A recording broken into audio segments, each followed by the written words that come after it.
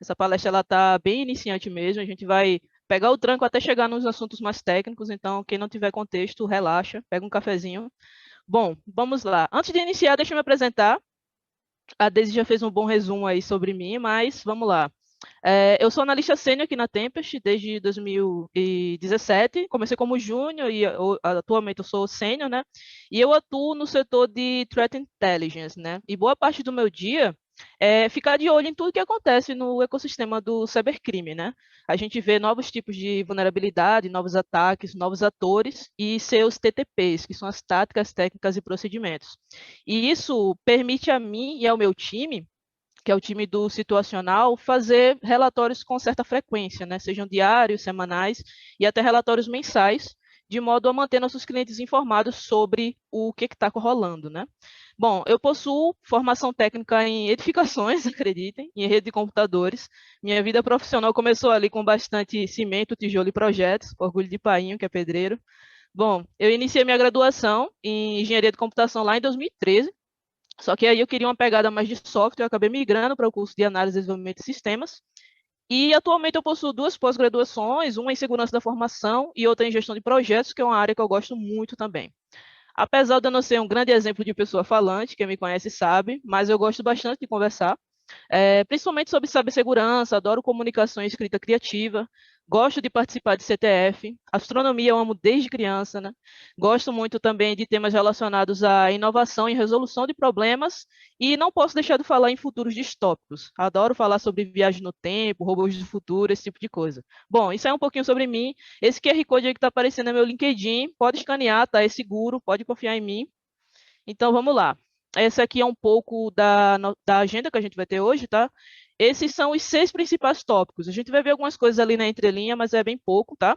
A gente vai conhecer um pouco sobre o nosso inimigo, vamos passear ali sobre esses dois frameworks, que é o CyberQchain e o Mitre Attack, falar um pouco sobre as estruturas de comando e controle, e entrar de fato nas ferramentas de pós-exploração e no uso delas ali em the wild, né, em estado selvagem. E falar um pouco também sobre algumas estratégias de detecção. Eu planejei aqui mais ou menos 40, 45 minutos para essa palestra, tá? E vamos lá. E só uma dica, os slides ele tem uma política de classificação da informação, então vou ter algumas informações aqui que são restritas só a quem está participando do evento, tá? Então, por favor, não compartilhe. Vamos lá.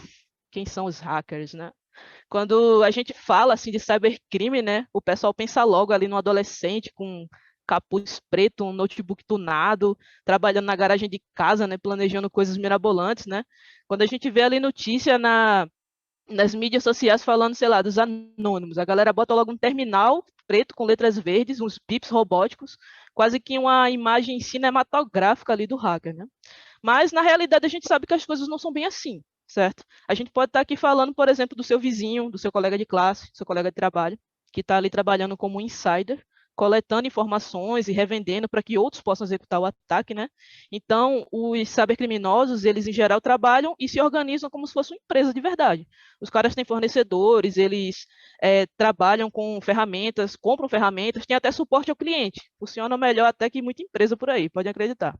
Então, por que é importante a gente desmistificar esse perfil do hacker, né?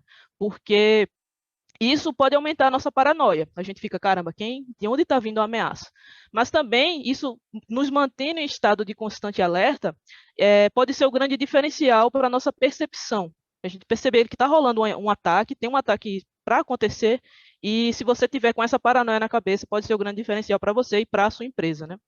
Aí você pode perguntar, mas Vanessa, por que isso é importante? Vamos aos dados. Eu mostro o negócio, eu gosto de mostrar os dados também, tá? Essa pesquisa aqui da Mandiant, é uma empresa norte-americana de cibersegurança, ela divulgou em abril deste ano esse relatório, que é o M-Trends, que ele contém algumas métricas, insights sobre cibersegurança, algumas orientações também, tá? Aí nessa pesquisa, eles revelaram uma coisa que eles chamam de dwell time, que é o tempo de permanência. Em 2021, esse número era de 24 dias. Desculpa, em 2020 esse número era de 24 dias. E em 2021 ele foi para 21 dias. Isso quer dizer o quê? Que, em média, os adversários eles estão ficando cerca de 21 dias nas redes do comprometido ali, né? Até que a pessoa perceba que foi atacada, né? Então, imagina, caramba, é muito tempo ainda, né? Mas vocês podem pensar outra coisa, que em 2011 esse número era de 416 dias, cara. Então foi o quê? Há cerca de 10 anos atrás, a coisa era muito louca, né? Então, você pode pensar, ah, Vanessa, era 416, agora é só 21, tá sussa. Tá sussa não, cara, isso ainda é muito tempo, né? Porque é quase um mês com a sua rede comprometida, os caras ali coletando informações, se movimentando lateralmente pela rede, sei lá, desviando recursos financeiros, né? E você não sabe disso, até chegar um mês, né? Outra curiosidade também que foi revelada aqui nessa pesquisa, ali embaixo, que é o tempo das notificações, as notificações externas e internas, que foram detectadas pelo próprio time da empresa ou que foram enviadas por parceiros ou terceiros envolvidos no negócio, né? E esse número ali das notificações externas em 2021 foi de 28 dias, enquanto das notificações internas foi de 18 dias. Pelo menos a fofoca interna nas empresas está andando mais rápida que as externas, né? Vamos lá.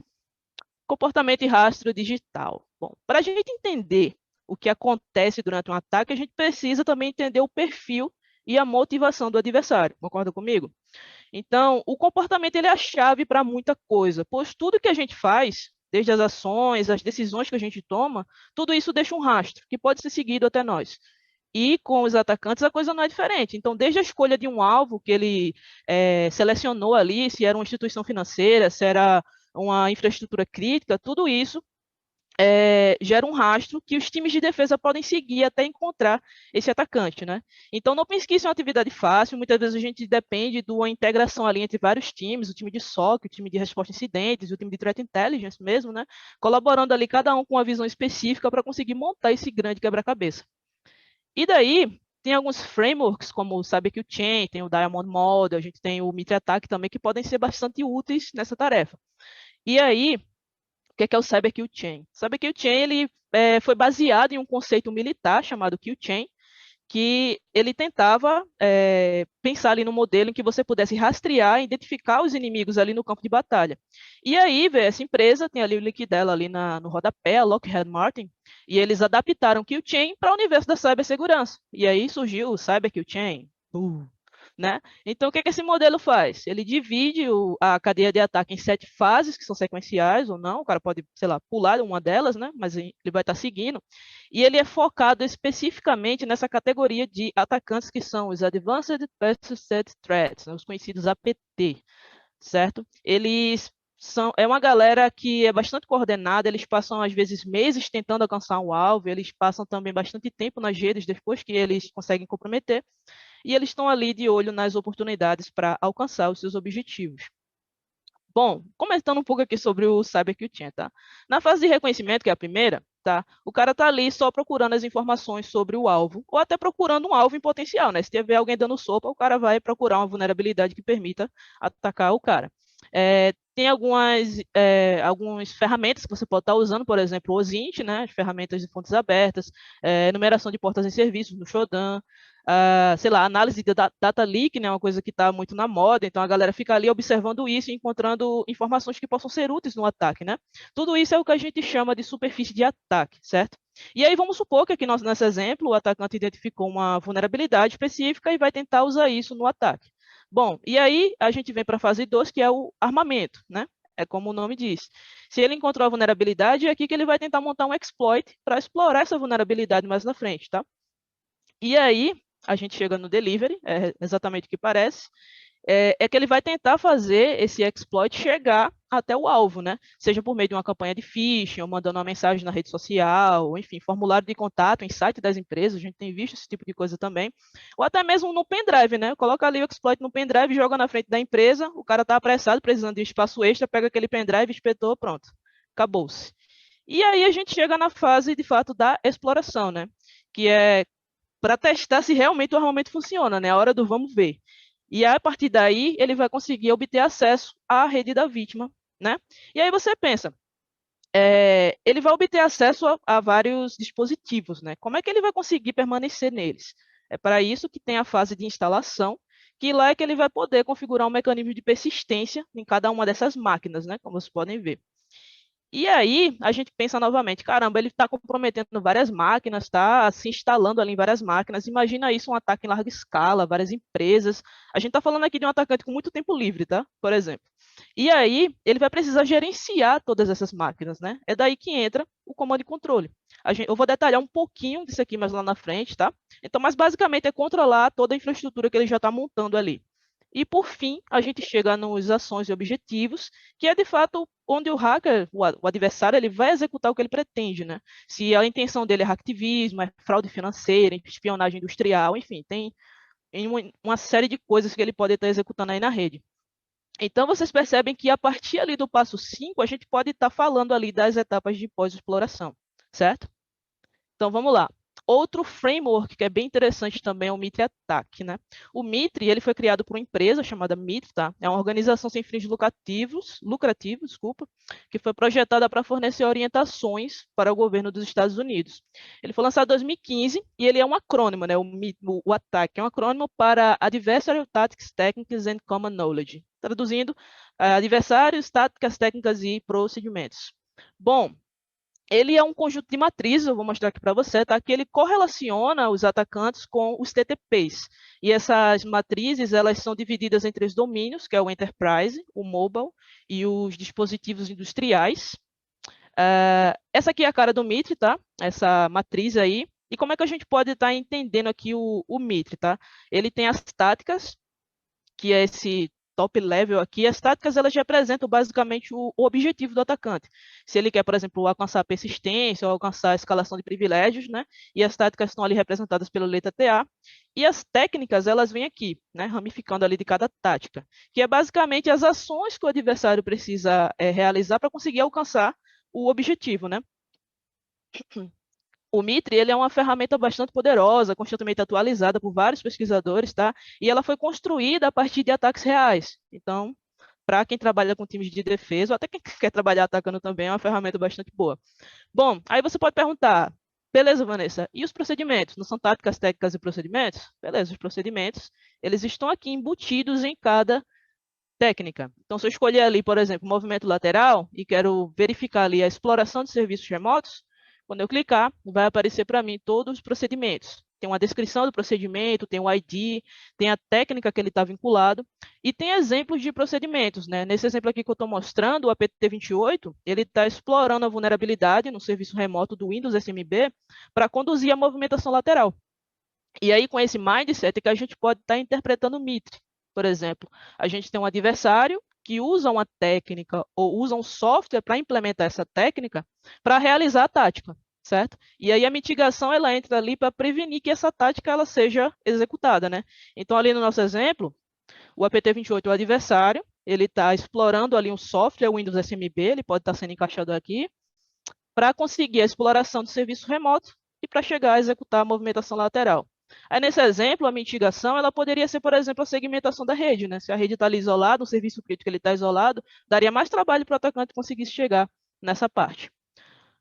Bom, aqui no Mitre, como eu mostrei lá no CyberKill Chain, a gente tem também o que a gente pode considerar como as etapas de acesso inicial e a etapa de pós-exploração. Então, perceba ali que a movimentação lateral ela já está dentro ali dessa etapa de pós-exploração. Vamos lá, a coisa vai ficar mais louca, tá? Quando a gente pensa nessa pesquisa aqui que foi divulgada pela CrowdStrike no relatório anual de ameaças, né? Eles usam um termo chamado de breakout time, ou seja, tempo de fuga, né? Que eles estimam ali quanto tempo um adversário migra de uma máquina comprometida para outra. É a movimentação lateral de fato. Então, esse tempo medido em 2021 foi de 1 minuto e 38 segundos, né? Bem próximo do ano anterior, que foi 2020, que foi em 1 minuto e 32 segundos.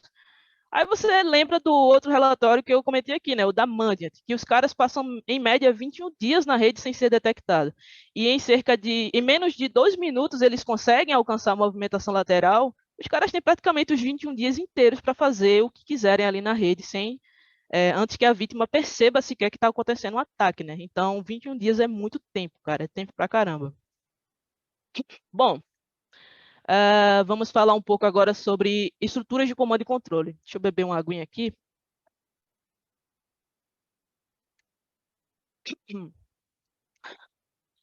Massa. A gente viu que essa parte de comando e controle ela já faz parte ali da pós-exploração, né? Isso aqui é basicamente, é uma estrutura mínima, tá? A gente poderia estar expandindo isso aqui, colocando um stage, colocando alguns outros elementos, mas o mínimo para uma estrutura de comando e controle é assim. E como é que funciona, tá? A gente tem um servidor, dentro desse servidor a gente vai estar com um mecanismo que se chama listener, ou 20, né? E todas as máquinas comprometidas, elas vão ter um agente que vai estar se conectando a esse servidor. Então, basicamente, funciona assim: quando o atacante compromete a máquina, ele vai lá, instala o agente nela, e esse agente vai mandar um hello lá para o servidor e dizer: olha, mais uma máquina comprometida, coloca aí no teu painel de controle aí que esse endereço, manda as informações desse dispositivo, tipo, sei lá, informação do sistema operacional, IP, esse tipo de coisa, e já fica salvo ali no servidor. E aí, esse agente, ele pode, vocês vão ver lá na frente que ele pode ser um beacon, ele pode ser um badger, vai depender muito da ferramenta que o atacante está utilizando nesse processo. Tá? E aí, quando estabelece essa conexão com o servidor vai usar o agent para executar tarefas, seja para, sei lá, executar comandos, ou coletar informações, ou até mesmo armazenar payloads que possam ser instalados depois do comprometimento, né? Pode ser um ransomware, um infostealer, tudo isso pode ficar armazenado ali no servidor. E aí, a gente chega no ponto alto dessa apresentação, né? A gente viu uma boa introdução aqui, que é de fato a ferramenta de pós-exploração. Essa aqui é o Cobalt Strike, ele é uma das mais famosas aí no mercado, tá? Ele é uma ferramenta de simulação de adversários que foi lançada lá em 2012, né? Ele possui as mesmas características do seu predecessor, que foi o projeto Armitage, que ele era um tipo de ferramenta gráfica que foi desenvolvida para o Metasploit, que é outra ferramenta de pós-exploração. Na verdade, ele é um conjunto de ferramentas de pós-exploração, certo? E aí, quando o Cobalt Strike surgiu, ele veio com mais features, né? Ele trouxe uma interface de simples interação e isso acabou chamando a atenção tanto de pesquisadores, né, o pessoal de Red Team, quanto dos criminosos também, né, com o passar dos anos. E aí, é importante frisar que o Cobalt Strike é uma ferramenta legítima, tá? Então, o problema é que foram surgindo versões craqueadas, né, versões piratas do Cobalt Strike, e o pessoal aí que gosta de fazer maldade acabou tendo acesso a ela. Mas você precisa pagar uma licença para poder utilizá-lo.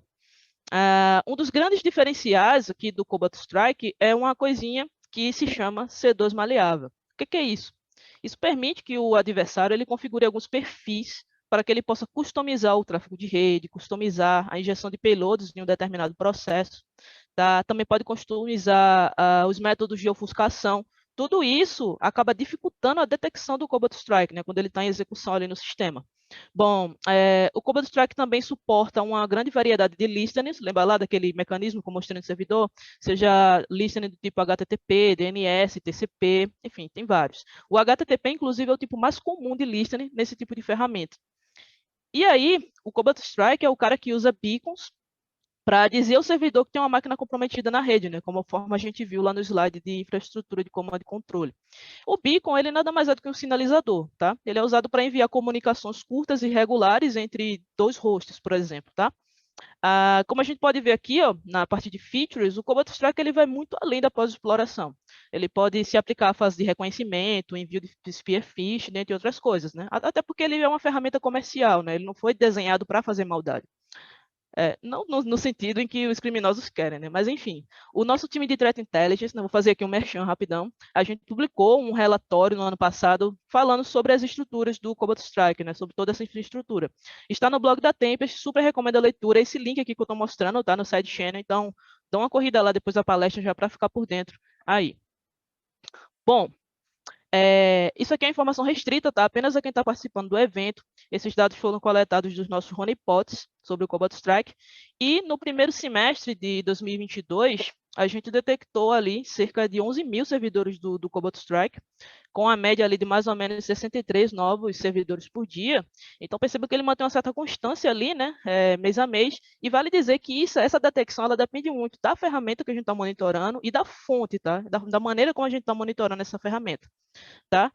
Eu vou mostrar um pouco para vocês como é que é feita essa detecção lá no final.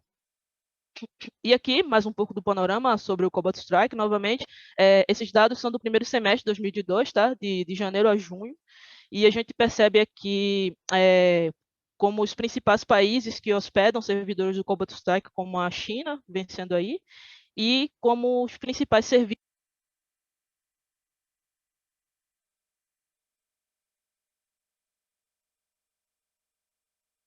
Ficou mudo, Van. Tá me ouvindo?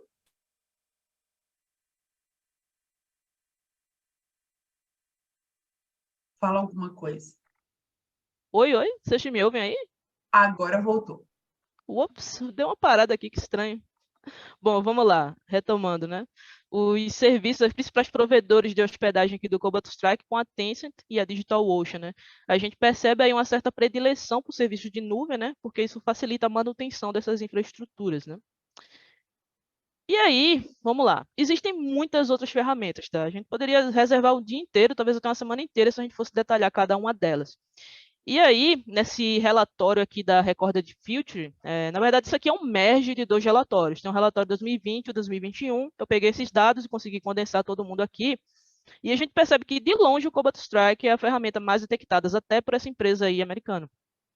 Então, em 2020, dos mais de 10 mil servidores que eles monitoravam, cerca de 23% eram referentes ao Cobalt Strike ali, né? Cerca de 1.000, 1.400 por aí.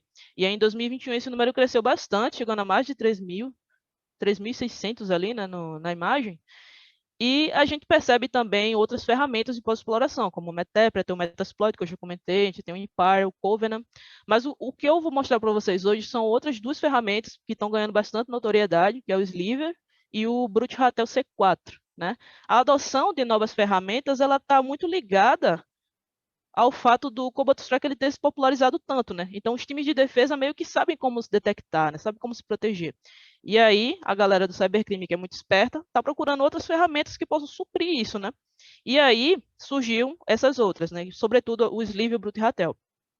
Aqui nesse gráfico a gente já consegue ver ali, ó, timidamente essa ascensão do Sliver, né?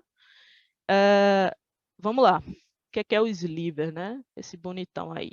Bom, ele foi lançado lá no final de 2019 por uma empresa chamada Bishop Fox, né? Ele é uma estrutura de comando e controle open source, não precisa pagar a licença dele, né?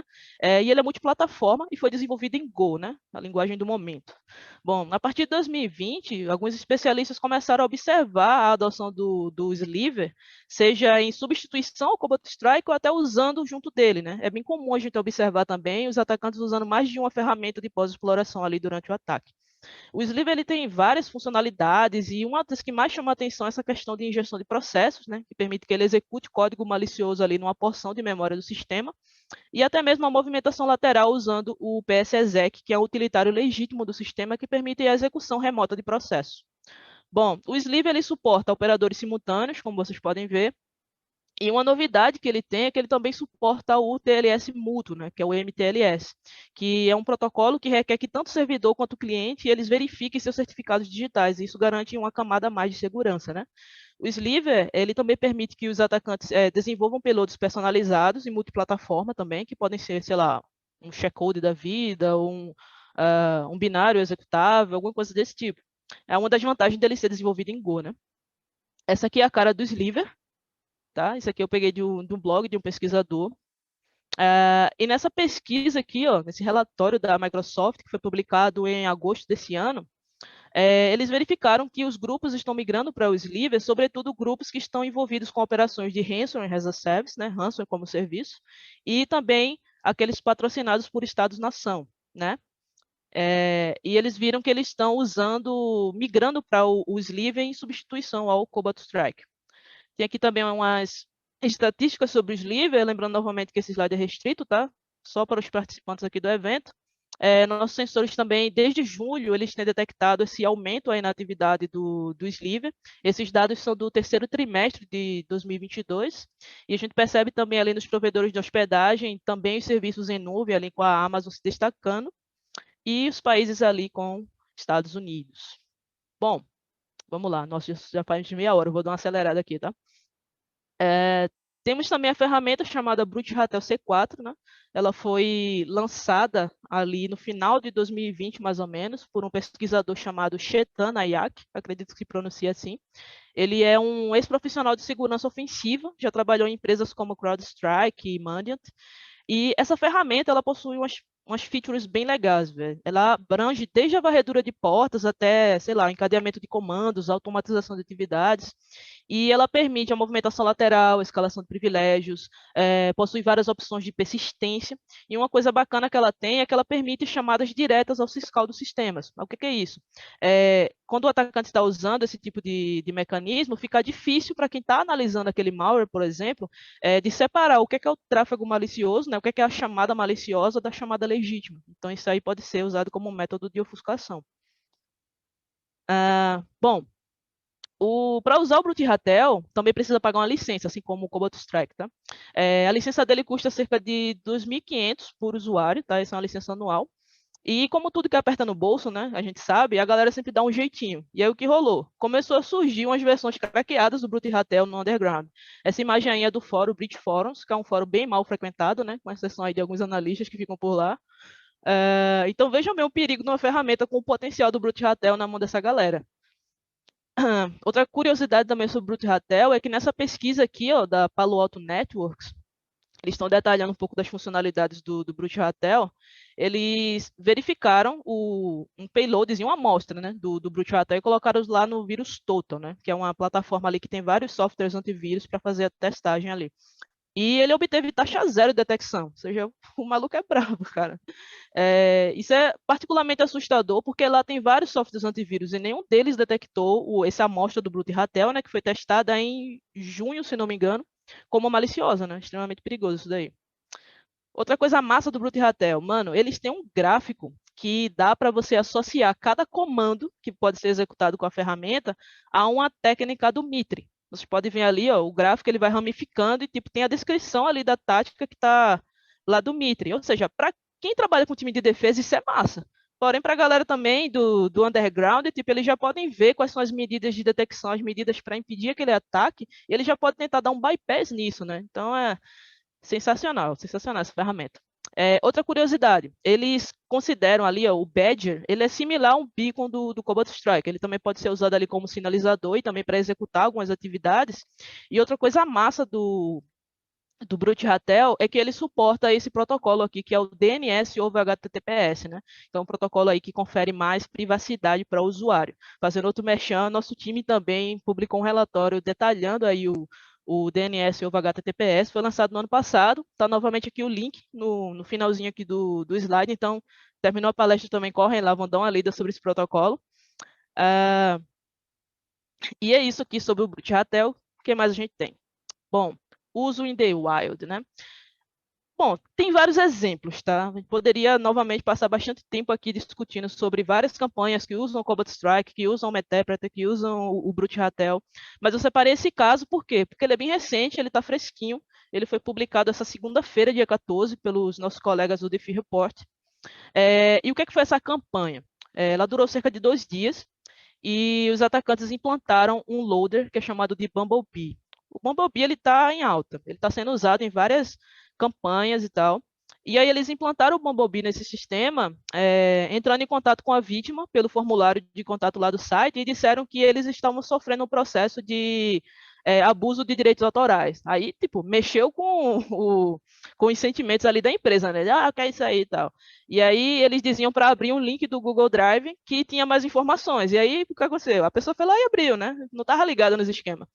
E aí instalou o Bumblebee no sistema e ele ficou quietinho por cerca de 12 horas. No segundo dia, ele começou a fazer umas paradas muito loucas no sistema lá, né? Por exemplo, ele baixou, aqui no quadro 2, como vocês podem ver, ele baixou um executável do Metepreta, uma das ferramentas de pós-exploração, e o Metepreta ele foi usado para uma primeira rodada de reconhecimento no ambiente.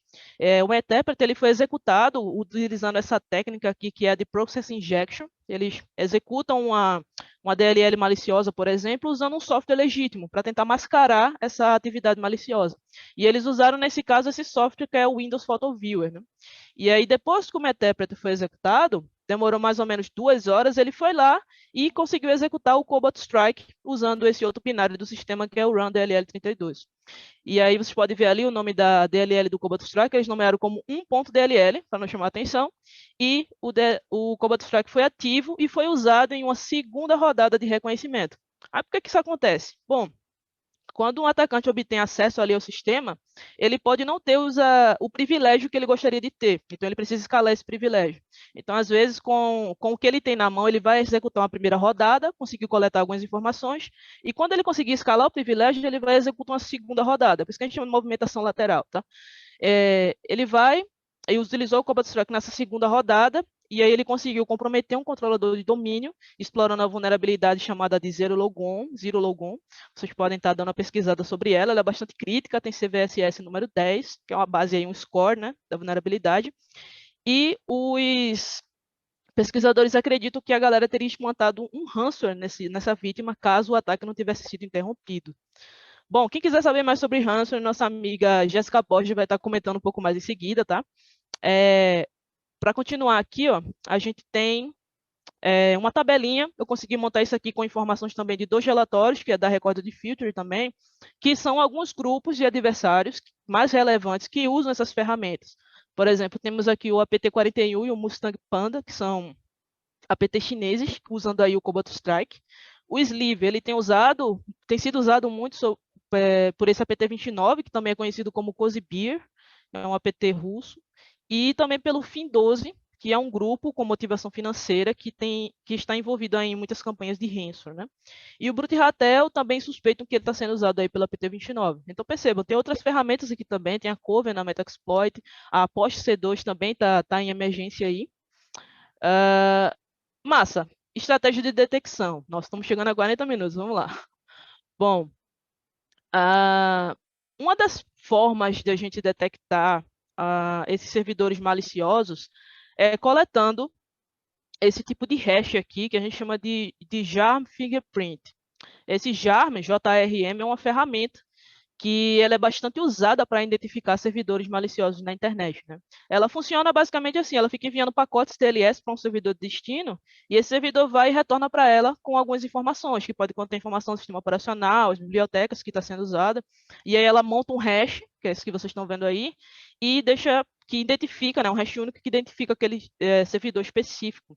Então, uma das formas que a gente pode pesquisar essas ferramentas em plataformas como o Shodan, nesse exemplo aqui da imagem, esse pesquisador é o Michael Kazawa, acredito. Ele está dizendo que esse hash em específico a gente pode usar para detectar servidores do Sliver lá no Shodan. E esse aqui embaixo é a plataforma Census, que também é um buscador IoT, que é Internet das Coisas, que também tem outro hash ali bem específico também para buscar o Sliver. E outra forma também seria buscando diretamente no Shodan sei lá, o Shodan dá para você buscar por muita coisa. Para quem não conhece, tem um manualzinho sobre o Shodan. Você pode buscar pelo produto, sei lá, por portas, por serviços.